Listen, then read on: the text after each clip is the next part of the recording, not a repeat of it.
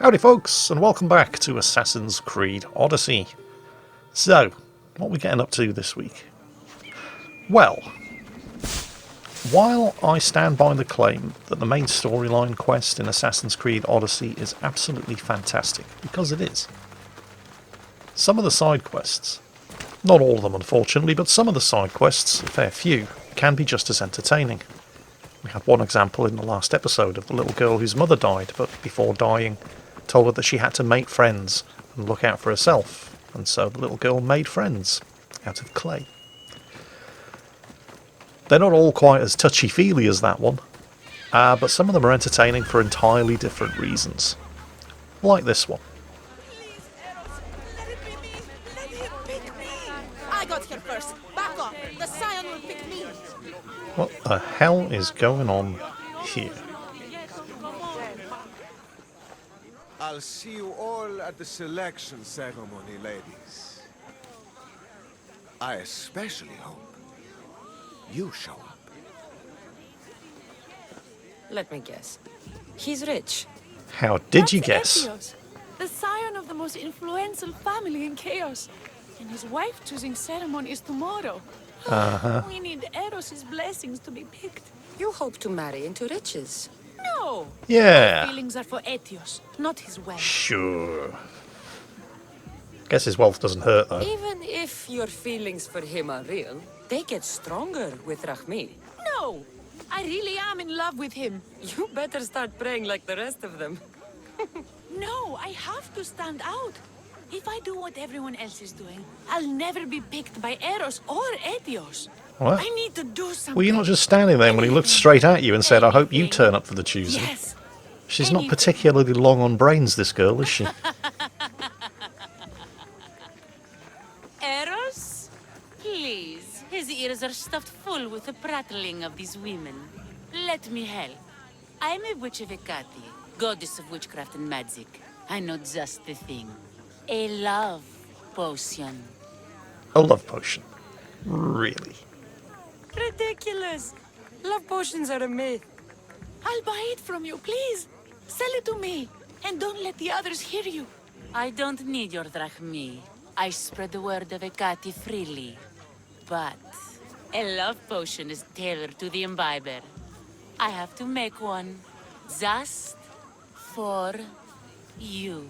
And once you've drained every last drop of it down your pretty throat, you will exude pure, irresistible beauty. Aetios will fall in love with you instantly. First, we'll need two things. A cask of the finest wine and some wild mushrooms. But where can I find that at such short notice? I'm sure the Mystios could procure these items for you. Please, Mystios. Please, you've got to help me. In the name of love. And a lot of drachmi. Well, I'll give you all I've got. If Etios picks me, I'll be sure to give you even more. Fine. I'll get the ingredients for your love potion. The finest wine isn't much to go on. How will I get it? A shipment of expensive wine was lost in a shipwreck recently. Look around the wreckage in Pirate Bay, and you'll find a cask or two. If it hasn't already been pillaged by pirates. It's beached on the west coast of the island. Where will I find wild mushrooms? No. A new shipment of very special mushrooms has arrived at the customs warehouse. Fetch me some of those. That's all? I'll see to the items. Excellent. Meet us at the temple on the hilltop when you're done. Well, they do say a fool and their money are soon parted. Let's put that particular saying to the test, shall we? What's over here? That's the shipwreck with the wine. Hope the pirates haven't gotten here yet. Alright, let's go and collect the wine. So, just to sum things up here, this idiot, who's already been singled out by the man she wants to marry as the one that That must he be the wants to shipwreck she marry, was talking about. is paying... Well, she's not paying the witch. The witch is willing to do it for free, which is suspicious enough in and of itself, but she's paying me to go and collect the ingredients for a love potion that a witch of Hecate is offering to make for her. Hecate, and I actually have no idea whether or not I'm pronouncing that name correctly, but she was the Greek goddess of magic, witchcraft, and the night. The thing is, Hecate's received a lot of bad press in the last couple of hundred years, mostly due to her association with witchcraft. This is all the wine left. The looters stripped the shipwreck clean. The whole idea of witches and witchcraft in ancient Greece was entirely different from the way it was perceived in, I don't know, say for example, Salem, Massachusetts in 1692, or Catholic Spain in the mid-15th century. The thing is, back in the ancient Greek world, worship of Hecate was actually quite common. She was one of the main gods or goddesses that were actually worshipped during day-to-day Greek life. And it's really only at the hands of Christianity, thanks to her association with that word, witchcraft, that the goddess Hecate has received so much bad press. It's this association with that one word, witchcraft, that's made Hecate such an easy target as the villain in modern works of entertainment. She's always been one of the arch-enemies of the DC superhero Wonder Woman, for example. She also had something of an association with the idea of resurrection, which again, over the years has made both her and her followers easy targets for accusations of necromancy. So alongside Hades, it's pretty easy to see why Hecate has received more bad press than any other member of the Greek pantheon. That's the warehouse. The wild mushrooms will be in there somewhere. The reality, slightly different from what we may have been led to believe by movies, TV, and comic books. Worship of Hecate was quite common in the ancient Greek world, and she certainly wasn't perceived to be some kind of evil goddess. Well, certainly no more evil, petty, capricious, childish and bad-tempered than any of the other Greek gods, which isn't saying much, I'll grant you. Right, anyway, mushrooms. The customs warehouse. Better get looking for those mushrooms. This is, of course, a restricted area. You can hear them talking about mushrooms in the background. These must be some pretty special mushrooms. No, they're not that kind. Well, I don't know. They might be magic mushrooms. I have no idea. They very probably are. I mean, why would a witch need them for a love potion? Assuming that this love potion is even real, and she's not just making this shit up. But then again, she's not actually asking for any money to make this potion. So maybe she is on the level. I mean, I know that thanks to the... Oh, hang on, here they are. Wine and wild mushrooms. That's all of it. I should go to the girl and the witch at the temple.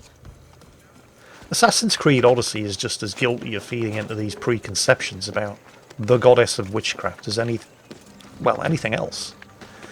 So, I know we're all conditioned to like, oh, it's a witch. It's a priestess of Hecate. We shouldn't trust her. She's up to something. That's not necessarily the case. I mean, it probably is. Because this is modern entertainment.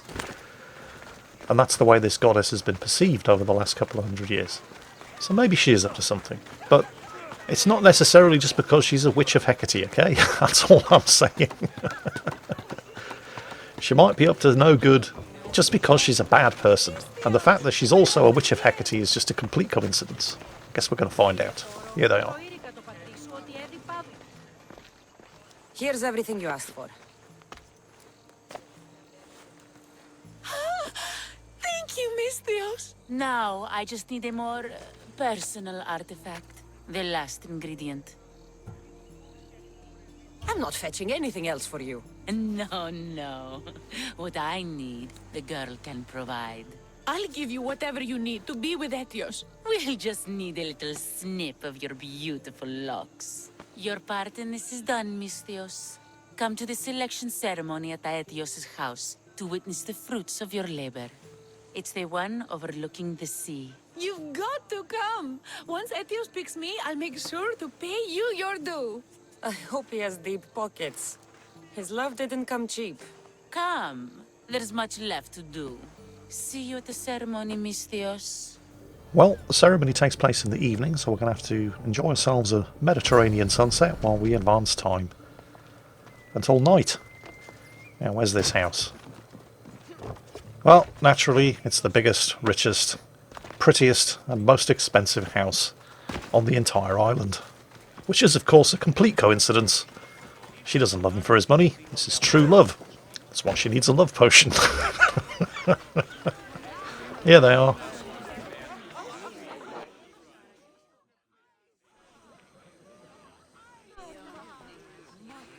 What?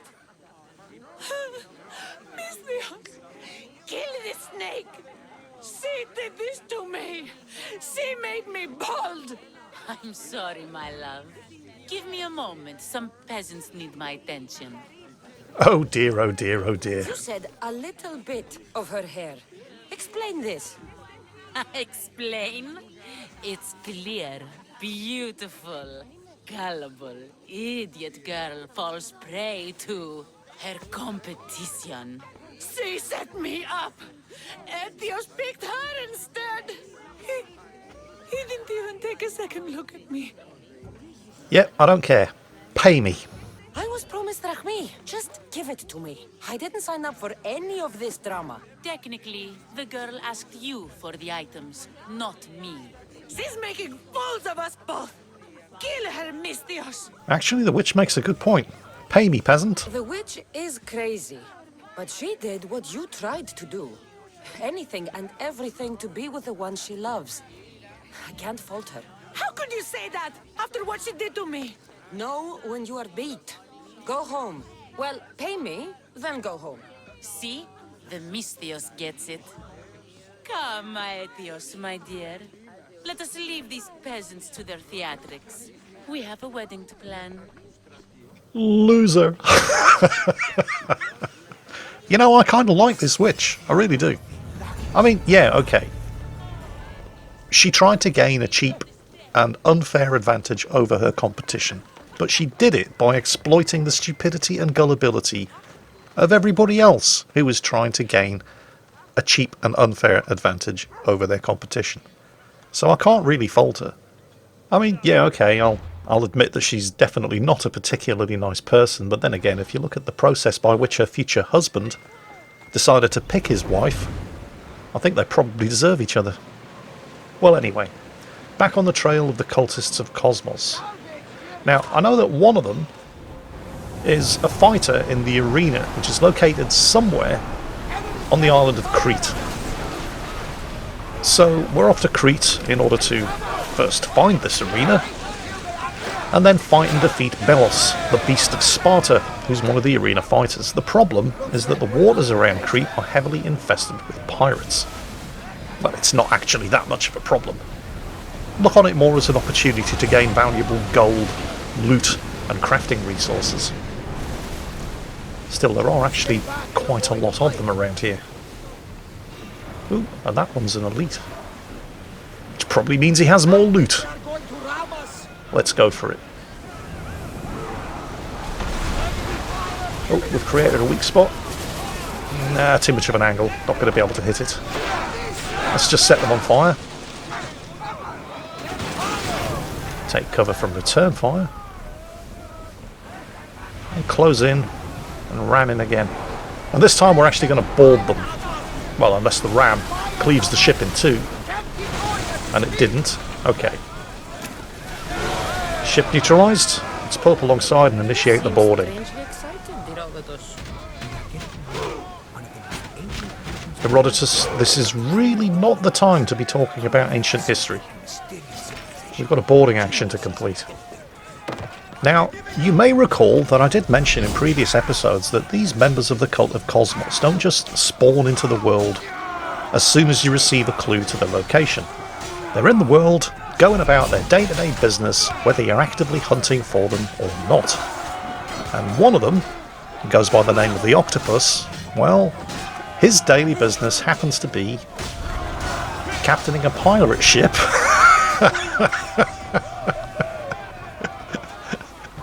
hunting the seas around the island of Crete. That was a complete coincidence. I had received no clues as to this guy's location, except possibly that he was a pirate, but I certainly hadn't identified him, and I had no idea that this was his ship. It just happened. So that was kind of lucky. Anyway, better get on with the important business of looting this ship before it sinks. You'll always get more loot out of a ship if you board it before sinking it. And since this was an elite, I knew that it was going to have better than average loot on board. I just had no idea that it also had a member of the Cult of Cosmos. So, one cult is down, a few dozen more to go. Who was this guy? Let's have a look.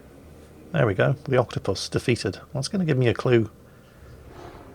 Oh, actually, it's given me 2 clues. It's given me a clue to the identity of another member of the gods of the Aegean Sea subsect. Who's this? The leader of Messara is the father of this cultist. Messara is one of the 2 provinces of Crete, and I'm here anyway. And another clue as to the identity of the very, very high-level sage who controls the gods of the Aegean Sea. Oh well, it's all starting to come together. Anyway, ladies and gentlemen, boys and girls, welcome to Crete. Or, more specifically, welcome to Heraklion. I've actually been here, by the way. Looks a little bit different today. But it's a very, very nice town. In fact, Crete as a whole is a fantastic place to visit. And I have to give credit where credit's due here. The game developers have absolutely nailed the representation of the island of Crete here in the game. I mean, there are obviously some differences between what I saw when I went to Crete and what you're seeing here in Assassin's Creed Odyssey. Here in the game there are a lot less multi-story car parks and a lot more mythological creatures. But hot, yep. Dusty, yep. Mountainous, yep. Lots of olive trees, yep. They've pretty much nailed it. This is almost exactly as I remember it. You know, with the exception of all the multi-story car parks and Pizza Huts. The Cretans have always considered themselves slightly different from the rest of the Greeks. I mean, they still think of themselves as Greeks, but they're kind of Greeks second and Cretans first. They've always been a very independent bunch. And Crete, of course, is the home of the Minoans, along with the Mycenaeans were a sort of proto-Greek culture. They predated what everybody thinks of as classical Greek culture, you know, Athens, Sparta, all that sort of thing, by a good couple of 1,000 years. And this was the seat of Minoan power, the palace at Knossos. And I've been here too. It's slightly less impressive today than it appears here in the game, but even here in the game, this was an ancient ruin. The remains of this palace today are about 4,000 years old, although this area was actually settled well prior to that, as early as the Neolithic era. Archaeological digs at the site have discovered signs of settlement dating back 10,000 years. This is considered to be the oldest city in Europe. Most of the artefacts, of course, are no longer present at the site. If you want to, you can see them at the nearby museum in the city of Heraklion. Now, unless you're a student of history in general, and Greek history in particular, you could be entirely forgiven for never having heard of the Palace of Knossos at all. But what you probably have heard of is the labyrinth that was built underneath it. You've probably also heard the name of the architect who designed and built the legendary labyrinth underneath the palace. His name was Daedalus. It's possible that you didn't realise Daedalus was the person actually responsible for the construction of the Minoan labyrinth. He's more famously known for the story of flying too close to the sun, along with his son Icarus, but it's all to do with the construction of the labyrinth. You see, so the story goes, the Minoan king, King Minos, ordered the construction of the labyrinth beneath his palace to serve as a sort of prison for his son, the Minotaur. Yeah, that Minotaur, the mythological half-man, half-bull creature. He didn't want the secret of the labyrinth getting out, so he locked Daedalus up in a tower. Daedalus couldn't leave by sea because the Minoan king controlled all of the ports, and he couldn't leave by land because Crete's an island. So he started building wings, made them out of the feathers of birds that he captured from the top of the tower in which he was imprisoned. Sticking the feathers together with wax, Daedalus built a pair of wings for himself and his son, Icarus. Yeah, the eagle that accompanies us in the game is named after Daedalus' son. The two of them escaped from the Palace of Knossos by flying over the Mediterranean using these wings. However, Icarus, forgetting his father's warning to not fly too close to the sun, flew too close to the sun. The heat from the sun melted the wax, the feathers fell off, Icarus fell into the sea and drowned. And that is why we still say to this very day that if somebody reaches for something that's outside of their grasp despite being warned not to do it, that they've flown too close to the sun. Anyway, let's not forget we are actually here on Crete for a reason. We're on the tail of a cultist, Belos, the Beast of Sparta, who's a fighter in the Cretan arena. We just don't know where the arena is. Yet. Only the best warriors rest here. Heroes. They aren't many. But they're heroes of the arena. Those who earned an honorable death. The others are buried in unmarked holes far from here. Nobody remembers them. When your time comes, do you think you'll be worthy of the title hero, Misthios? I'd be more than worthy to rest here, if someone proved strong enough to kill me. I've heard tales of you and your exploits, Misthios. Impressive, if they're true. Depends on what you've heard. I've heard a lot. A warrior adventuring across the land. Sometimes they're half beast, or half god, but always an eagle bearer. Tell me, is any of it true? There is some truth in the stories, but they're mostly fantasy. Good answer. I don't care if the stories are true. I can see you have it in you. A capacity for greatness. The potential to be a real hero. I am Mayon. Cassandra. If you want to truly live Cassandra, to become a hero of the arena, and to win riches beyond your wildest dreams, you'll need to fight in my arena. Sounds interesting. Good. Take my boat and head up the Pefka coast towards the shipwreck and into the mouth of the valley. There, you'll find the entrance to my arena, and Skura, who handles my fighters. If he sees what I see in you, I think he'll have much to be excited about. Well, that was lucky. It's almost as if we had a quest marker leading us to this very location. Mayon said to look for shipwrecks. What we don't have is a quest marker leading us to the exact location of the arena, but Mayon has given us some clues. First, we're going to take the boat that he's very kindly provided for us. We're going to follow the coastline to the east, past all of the shipwrecks, until we reach the inlet, and that kind of looks like it up ahead, where the arena's located. Gotcha! This is it. To be honest, it really wasn't that hard. I mean, it wasn't pinpointed on the map, but Mayon did give us directions. And you could just completely by accident wander across this place in the normal course of your exploring the island. Anyway, we need to speak to Skura, who handles all of Mayon's fighters. Do you hear that? No? I hear nothing but the wind. Exactly. Nothing. Right. They tell me you could hear the crowds from all the way out here. Their thirst never quenched. Thirst for what? Combat in the arena, Misthios. Life and death in their purest forms. Love, hate, glory and ruin. All there for the crowds to devour. My name is Skura. Cassandra. I found a note that mentioned this place. And you. It called for fighters from all over the Greek world. These walls no longer shake because there are no heroes of the arena left. The crowds don't care about real fighters anymore. They just want blood. But you, Misthios, you could change that. You could make them care.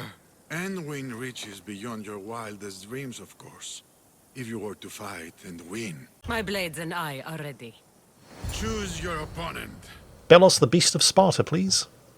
I will spear Velos like a wild animal. Trying to keep my eye on the money here. Belos is the reason why we're in Crete in the first place. He's a confirmed member of the Cult of Cosmos, and he's next on my hit list. Killing him was going to give me an artifact fragment, a piece of legendary equipment, and a clue as to the location of other members of the Heroes of the Cult subsect. Unfortunately, There's a whole bunch of plebs I have to carve my way through before I can actually get to him. So let's get on with the stabbing. There are numerous, how can we put this, environmental hazards in the arena. There are burny bits, there are spiky bits. The arena walls in particular are covered in spikes. Now you can use this to your advantage. You've got somebody backed up against the wall, you give them a good kick, it's going to hurt. Likewise, you can also kick people into the fires. And the arena changes as well. You've got these rotatey, spinny, spiky things. That are sometimes rotatey, spinny, burny, spiky things, but not always. There's a big pit in the centre of the arena that sometimes opens up, and you can kick people to their death in that as well. It's all good fun. But remember, if you can do it to them, they can do it to you as well.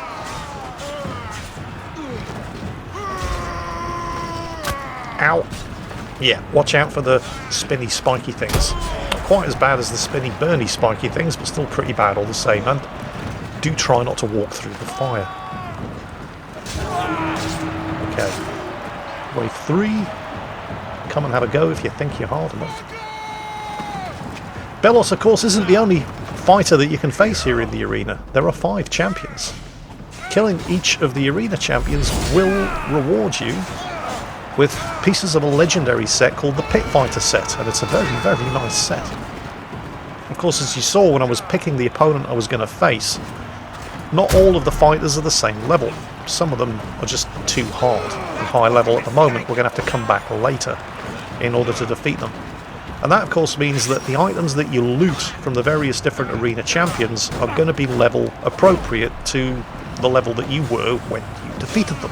However, once you reach level 50, you can come back to the arena, and I realise this doesn't make a huge amount of sense, but you can come back to the arena and choose to fight them all again, except at level 50. And when you do that, all of the existing pieces of the legendary Pit Fighter set will be upgraded to level 50 for free. You won't have to spend resources at a blacksmith paying to have them upgraded to maximum level. So that's kind of nice, even if it doesn't make a huge amount of sense, in that you're coming back to the arena to fight and kill people that you've already fought and killed. Because reasons. Look, it's a game, alright, don't argue. One other fairly important thing to note about the arena, I should probably roll and put that fire out. Yes, one other fairly important point to note about the arena is that it's not just you and the arena champions who fight here. I mean, you're a mercenary who's turned up to try their luck in the arena. The other mercenaries in the game, you know, the ones that come after you when you've got a bounty on your head, they can also turn up and try their luck in the arena. So when you're speaking to Skura outside the gate and selecting your opponent, it's worth taking note of which mercenaries, here's the beast himself, but yes, it's worth taking note of exactly which mercenaries are also competing in the arena, and maybe checking them out to see what kind of loot they're carrying, because the mercenaries in the game do have some very, very nice gear, some of it legendary, and the only way to get it is by killing them. Now you can go around stabbing people indiscriminately, waiting for a bounty to be posted on your head, and then just hoping that the right mercenary turns up so you can kill them and take their stuff. But that's not entirely legal. Defeating somebody in the arena is. And if the mercenary you're after happens to be here anyway, well, why not give them a good stabbing and take their stuff? Oop, oh, bugger. Walked into a burning, spinny, spiky thing. That was not particularly smart. Yeah, this guy can't be actually staggered by a kick. He still takes damage from them. We've got him on the ropes. There's no way we're losing this fight. I mean, I'm level 36, he's level 29. Of course there's no way I'm losing this fight. And he is, in fact, dead. And now I get to take his stuff. And the thing about the Heroes of the Cult subsect of the Cult of Cosmos is these are the guys that you're going to get the Amazon set from, which basically turns you into Wonder Woman. It's a very, very nice set. Let's have a look at the clue as to the identity of the Sage. Wields a mace, He's a very strong man, and is also apparently level 50, so we're not going to be fighting him anytime soon. Now that Amazon set, as well as looking very nice, also has a very nice set bonus associated with it. You must have done well in there. Did you not see? I haven't seen a fight from inside the arena in years. But if the crowds are cheering like that, perhaps I have a hero on my hands after all. It's not the cheering crowds that bring me to the arena. I'm a Misthios after all. Yes, but I'm certain you feel something as the crowd chants for you. Skura? Marion? Ah, Misthios. I knew it as soon as I laid eyes on you. You could be hero of the arena like Skura. If you keep fighting, I foresee a long and profitable career. For both of us. Talk to Skura when you're ready to continue.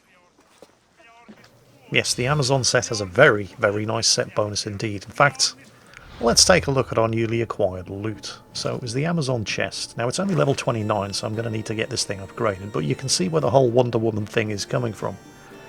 Now as for the set bonus, 2% of all damage dealt is restored as health. That's with all 5 pieces of the set equipped.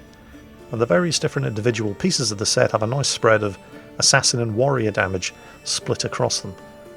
Like I said, it's a very, very nice set. Now remember, Delos the Beast of Sparta was not the only member of the cult of Cosmos present on the island of Crete. Well, I don't know that for a fact, but what I do know is that the leader of the easternmost province on Crete, Messara, was the father of one of the cultists. So if I can find him and persuade him to tell me what he knows, that should give me the identity of another cultist who may or may not also be here on Crete. The problem, of course, is that he's the leader of Messara, so he's very heavily protected. So I might have just spent the previous couple of hours riding around Messara, pillaging national treasures, burning war supplies, murdering various different highly ranked soldiers in order to reduce the nation power down to such a level that they all pretty much abandoned him, and I was able to mug him completely undefended on the road back to town. Hello there, Evandros. You appear to have slipped and fallen on the road and accidentally and fatally impaled yourself on this dagger that happened to be lying around. You really should be more careful in future. I'll just help myself to your stuff. And there's the clue we were looking for. So, who's this guy? Member of the gods of the Aegean Sea? I will be a son to Cosmos, and the cult will be my family. Hello, Mr. Melanthos. I must say, that's a very nice hat. I want your hat. We're going to have to track you down and kill you, and take your hat. Hey, diddly-dee, a pirate's life for me. These buggers are never alone, of course. They always sail around in a fleet of escort vessels. That one looks a bit dangerous. It might even be an elite. It's not an elite. We should probably take it out first, particularly since we're already perfectly positioned for a ram. Hit the weak spot. Bonus damage. Lots of bonus damage. Oh, he's returning fire. Yeah, we got this. I'm not going to bother boarding the escorts. I'm just going to finish them off. Can I get this thing turned around in time for a ram? Yes, I can. Okay, good stuff. One escort less, and here comes the man himself. I'm level 38, which means my ship is level 38, as is my crew. He's only level 34. We've managed to separate him from his escorts. Oh. Heads down, boys. All of the lieutenants, by the way, that you've captured or recruited to serve on your ship, they join you whenever you board an enemy ship. That's one of the things to be looking out for when you're actually selecting the lieutenants. Not just the bonuses that they give to the ship, but how useful they're going to be in a boarding action. Let's get some speed up. Hitting midships. Yeah, that was a lot of damage. Set him on fire. Oh, he's got a little friend joining the party. Actually, 2 little friends joining the party. Right, this just got a little bit more complicated. Don't really want to get rammed. I mean, they're not particularly big ships, but like I said, there's 3 of them. So let's take the escorts out first.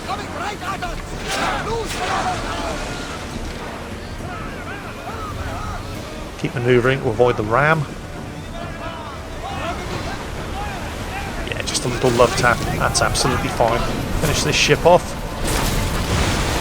Got it. Where did Melanthos go? There he is. Ooh, that looked like he was trying to ram from the other side. Now, escort or Melanthos? Yeah, I think escort. Melanthos' ship is on its last legs. There's a weak spot created. I couldn't quite hit it. Did enough damage with the arrows. Actually, you know what? You don't get bothered while you're in the middle of a boarding action. So if I ram Melanthos' ship now, and then initiate the boarding, the other ship is basically just going to sail around and wait for me to finish the boarding. So let's kill his crew and take all of his stuff.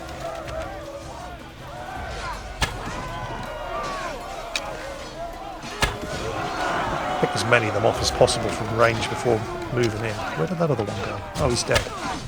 There's the man himself. I wonder if I can actually take him out from here. You know what? Screw this. Let's get up close and personal. One down. There he is. Yeah, he's not particularly tough in a straight-up fight. Got ya. And there's his hat. An artifact fragment. And a clue as to the identity of a further cultist. And of course, completing a successful boarding action also fully restores the health of your ship. So, let's see what we've discovered from slaughtering this sucker. We've got two clues here actually. One is to the identity of another member of the gods of the Aegean Sea, the pirates of the Cult of Cosmos. And whoever this is, their ship was sunk on a ruin north of Thera, so not a particularly successful pirate. We also have yet another clue as to the identity of the sage, the leader of the gods of the Aegean Sea. 3 clues down, 2 to go, which we'll presumably discover from killing the 2 surviving members of the gods of the Aegean Sea. Whoever this guy is, of course, he's still far too high level for us to challenge him directly just yet. But back to our other cultist. Apparently his ship was sunk at a ruin north of the island of Thera. Okay. Well, here we are, north of the island of Thera, and there's an underwater ruin right there. Looks like I'm going to have to get wet. Unless you have an item that grants you the ability to breathe underwater, and I do, but I have to be level 40 to equip it. This is going to be a very, very tricky part of the game. For a couple of reasons. First and foremost, the area is infested with man-eating sharks. And it's also quite deep, so the amount of time that you have to either fight sharks or loot treasure when you're at this kind of depth is extremely limited. Also, the underwater combat in this game, while it certainly looks impressive enough, it's not that good. So I did spend quite some time diving, killing a shark, then returning to the surface, refilling my lungs and repeating the process until I'd cleared enough of the predators down here to actually have a couple of seconds of uninterrupted looting time once I'd returned to the depths.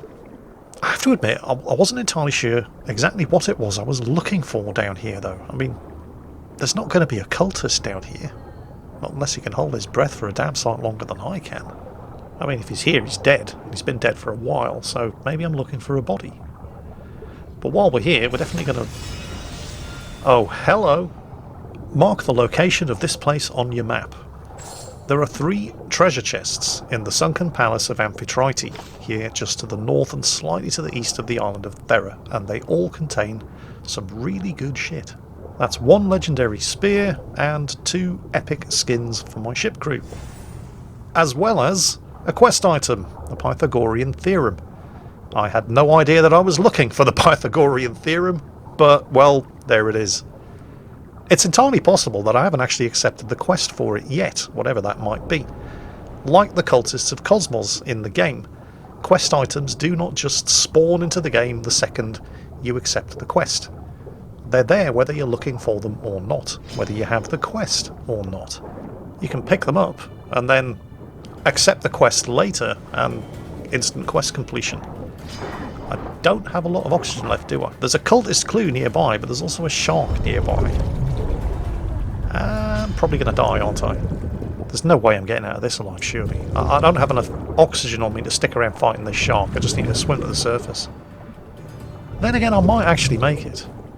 Don't forget, once your breath expires, your health bar starts depleting. So in that respect, you can think of your health bar as a sort of reserve oxygen tank. And it seems we're actually going to live. I do recommend if you're playing this game, and you can handle level 34 sharks, you definitely want to check this location out.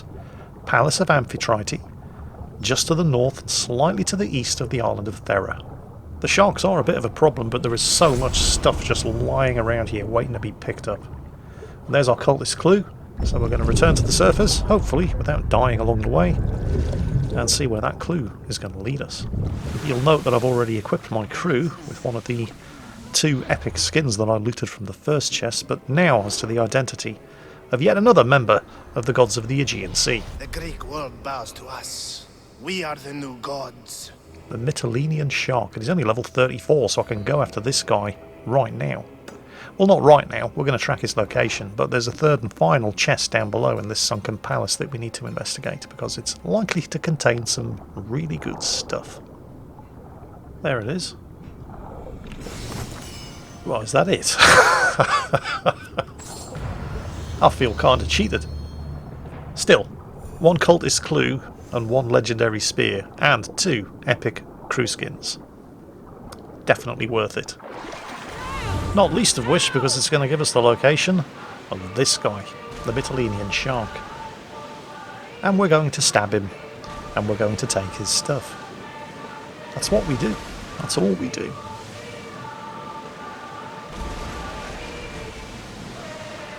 By the way, the 2 skins that we looted, they're both epic. One was for the Scions and one was for the Cult of Cosmos. They're both essentially the same thing. It's just that the Scions are female members of the Cult of Cosmos, and the other one isn't. As you can hear by the crew singing, I've got the female one equipped. There he is. Light him up, boys. Well, light him up, girls. Oh, I don't want to sail through that patch of fire. It will set the ship on fire. Brace. Yeah, here comes his friends. Going to outrun the ram here and basically attempt to initiate a boarding action. Okay, that ram was good, but it wasn't enough to neutralise the ship. So let's get him set on fire. Oh, actually, wait, there's a weak spot. Ooh, brace. Hit that weak spot. Maybe I could ram the weak spot. I'm just going to have to shoot it. He's trying to avoid the ram. Yeah, still not quite enough. Get in there. That's it. Ship neutralised. At the moment we're in a 4 or 5 on 1 fight, but remember, if you can initiate a boarding action, it basically turns whatever fight you're in into a 1-on-1 fight. The other ships involved in the battle cannot interfere with the boarding action. If I could just get off the balcony rail, that would be lovely. Great. I'm going to try something new here. Although I think it might be a very, very bad idea. I just want to try to snipe from the top of the mast. It should be possible.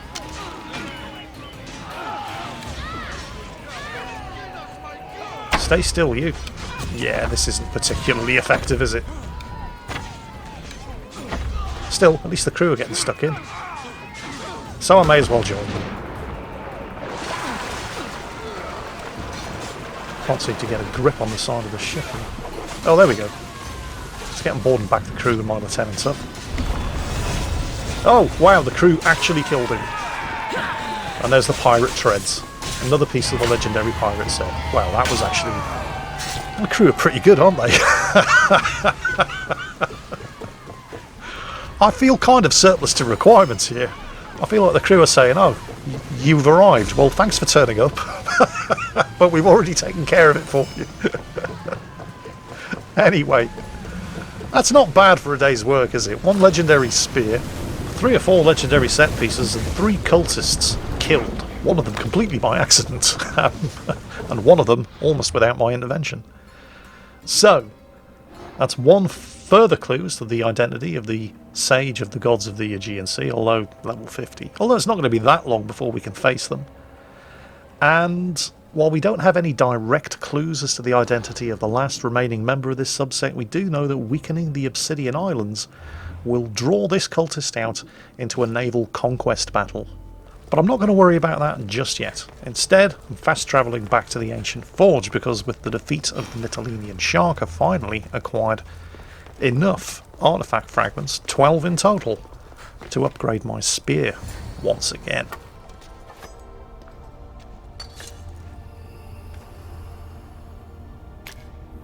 Forge activated. Synchronizing retransmission chronicity. Contact engaged.